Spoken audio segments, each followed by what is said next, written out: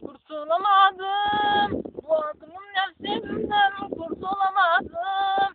Beni isyankar, günahkar etti. Ben Mevlam'a kul olamadım. Olamadım.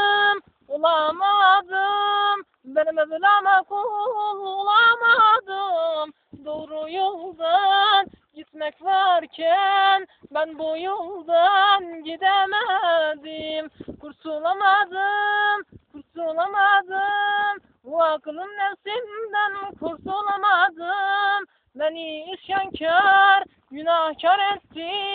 Ben Mevlam'a kul olamadım. Bugün dedim, yarın dedim, nasılsa tövbe ederim. Bak işte geldi, geçti ömrüm. Ben Mevlam'a kul olamadım.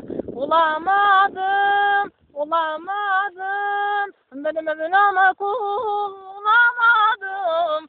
Doğru yoldan gitmek varken ben bu yoldan gidemedim. Olamadım.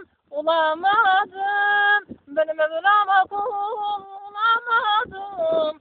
Doğru yoldan gitmek varken ben bu yoldan gidemedim. Dünyayı bana güzel gösterdi.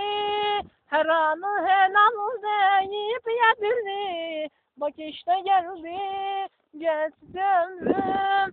Ben Mevlam'a kul olamadım. Ben Mevlam'a kul olamadım. Doğru yoldan gitmek varken ben bu yoldan